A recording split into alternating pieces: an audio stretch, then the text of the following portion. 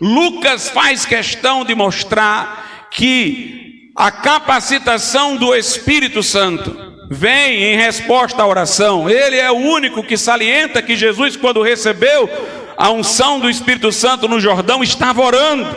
Lá em Lucas, no capítulo de número 3, no versículo 21, diz: e aconteceu que, como todo o povo se batizava, sendo batizado também Jesus, orando ele, note que Lucas faz questão de dizer isso, orando ele, o céu se abriu, e o Espírito Santo desceu sobre ele em forma corpórea como pomba, e ouviu-se uma voz do céu que dizia: tu és meu filho amado, em ti me comprazo.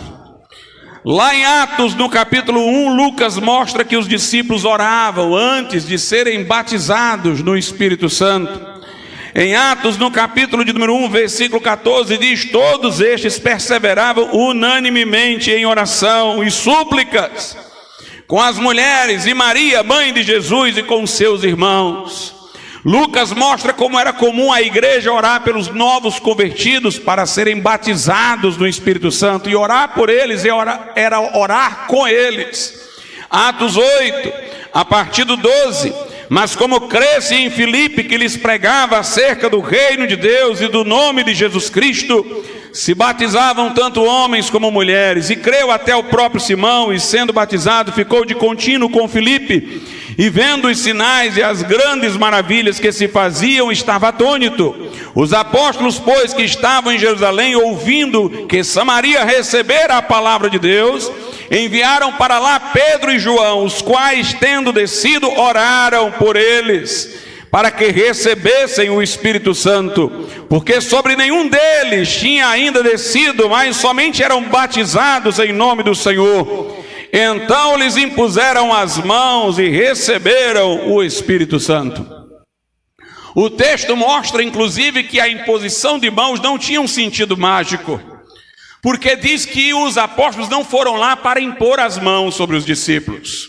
Os apóstolos foram lá para orar pelos discípulos, para que eles recebessem o Espírito Santo. E aí o texto diz que, tendo ido para orar, eles impuseram as mãos. Então impor as mãos não era o centro, era o acompanhante. Impunham as mãos como uma forma de proximidade solidária. Impunham as mãos como uma identificação comum com aquela pessoa que estava buscando. Mas a oração era o elemento chave. Logo eu passo a saber, a partir de Atos 8, que quando em Atos 19... Paulo impôs as mãos sobre os de Éfeso, e eles receberam o Espírito Santo, que veio sobre eles, e falavam em línguas e profetizavam. Naquele momento Paulo não estava só impondo as mãos, estava orando, porque por este texto eu percebo que a imposição de mãos é o acessório. O que eles foram fazer lá, diz o texto, foi orar para que recebessem.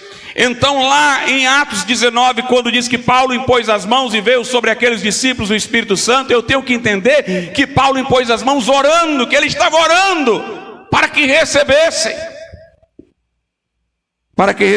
a experiência pentecostal. Na Bíblia nós temos uma pessoa que foi Cornélio, que não recebeu o batismo no Espírito Santo orando. Pelo menos o texto não diz isso claramente. Ele recebeu enquanto ouvia a palavra de Deus. Mas, meus irmãos, ele recebeu enquanto ouvia, porque era um homem que já andava no espírito de oração. Por andar no espírito de oração, eu creio que ele ouvia orando a palavra de Pedro. Diz aqui o texto em Atos capítulo 10, verso 2, antes que ele ouvisse Pedro, veja como era a vida de Cornélio. Atos 10, 2, piedoso, temente a Deus, com toda a sua casa, o qual fazia muitas esmolas ao povo, e de contínuo orava a Deus. Que é de contínuo? Quer dizer, ininterruptamente. Se ele orava de contínuo, então era Pedro pregando e ele ouvindo e orando, ouvindo e orando, ouvindo e orando. Por isso este homem recebeu ouvindo, porque ele não parava de orar. Se nós quisermos ver a unção do Espírito Santo novamente na igreja, nós temos que orar. Mesmo você que já recebeu o batismo no Espírito Santo, mas o dom está adormecido dentro de você, para você avivá-lo na sua vida, tem que orar. Em Atos 4:31, pessoas que já tinham sido batizadas no Espírito Santo estavam orando ali, e o lugar tremeu, e a Bíblia diz que foram cheias do Espírito e começaram a pregar com intrepidez. O que estava nela se revelou, o que estava dormente acordou. Há muitos crentes que já foram batizados no Espírito Santo, mas precisam de uma renovação, precisam tremer outra vez. E isso se dá através da oração. Temos que ser uma igreja que ora. Nós queremos ver grandes coisas da parte de Deus, então vamos orar. E não é oração rala, não, é pedir, buscar e bater. Quem pede está distante, quem busca já está correndo na direção, e quem bate já está passando por cima do obstáculo. Tem que sair do meio, tem que sair do meio. Está na hora da igreja orar, buscar, esmurrar a porta de obstáculo e ficar cheia do Espírito Santo de Deus.